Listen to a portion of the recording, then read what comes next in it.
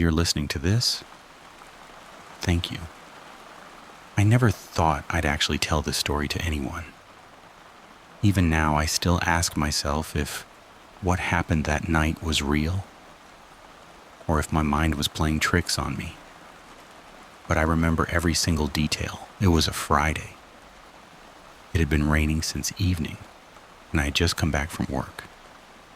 Nothing felt unusual. Nothing felt different. If I'd gone to sleep just a few minutes later, maybe none of this would have happened. Because at exactly 2:17 in the morning, my phone rang.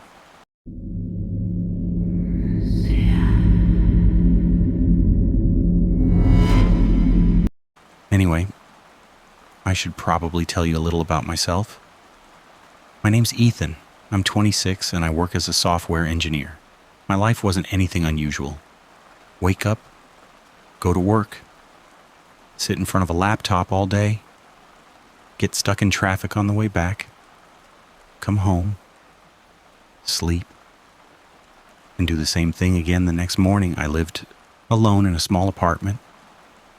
It wasn't anything fancy, but it was peaceful, and honestly, I liked it that way.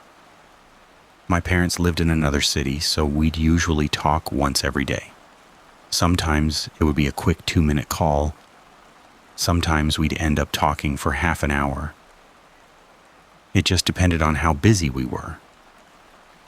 If someone had asked me back then what the biggest problem in my life was, I probably would have said deadlines, lack of sleep, or my manager. I never imagined that an ordinary Friday night would become the one night I'd remember for the rest of my life. So, coming back to that Friday, it started like every other weekday. I woke up a little late, rushed to get ready, skipped breakfast, and somehow still managed to reach the office on time. The whole day went by staring at my laptop. Meetings, fixing bugs, more meetings. If you've ever worked in IT, you probably know how that feels.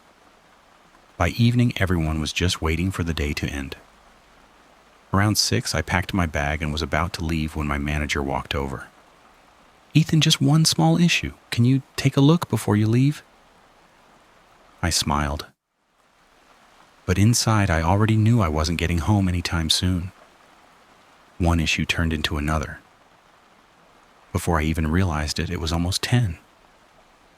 I finally shut my laptop, picked up my bag, and walked out of the office. That's when I noticed it. It had been raining the whole time. Not heavy, just that slow, steady rain that doesn't seem like it'll stop. I actually like weather like that.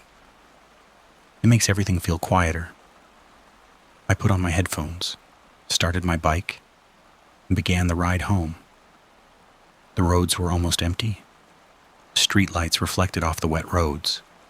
Shops were closing. A few tea stalls were still open. It felt like every other Friday night. Looking back now, I wish it had stayed that way. By the time I reached my apartment, it was around 11:30. I parked my bike, grabbed my bag, and just stood there for a second. It was still raining. Everything around me was so quiet. All I could hear was the rain hitting the ground. I unlocked the door, walked in, and the first thing I did was throw my bag on the couch. I was completely exhausted. I changed into my usual t-shirt and shorts, washed my face, and went straight to the kitchen. There wasn't much to eat. I found some leftover food in the fridge, heated it up, and had dinner while scrolling through YouTube on my phone. I don't even remember what I was watching. I was just tired. After eating, I switched off the lights in the living room and walked into my bedroom. I plugged my phone into the charger, kept it on the bedside table, exactly where I keep it every night, and lay down. The rain was still going. Somehow, rainy nights always helped me sleep faster. Within a few minutes, I was asleep. I had no idea that I'd wake up to something I'd never be able to explain. I don't know how long I'd been asleep. But suddenly, my phone started ringing. At first I ignored it. I thought it'd stop on its own. But it kept ringing. I remember opening my eyes and just lying there for a few seconds, trying to figure out what was going on. The room was completely dark. The only light was coming from my phone screen. I picked it up. And the first thing I looked at was the time. 2:17 a.m. I frowned. Who's calling me at this hour? Then I looked at the name on the screen. Mom! That immediately woke me up. My parents never called this late. If something was important, they'd usually text first.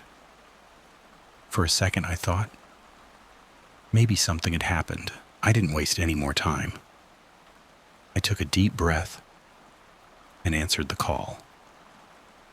Hello? Mom? Ethan, someone followed you home. He was standing right behind you when you unlocked your apartment. Mom, what are you talking about? Who is this? Don't open your bedroom door.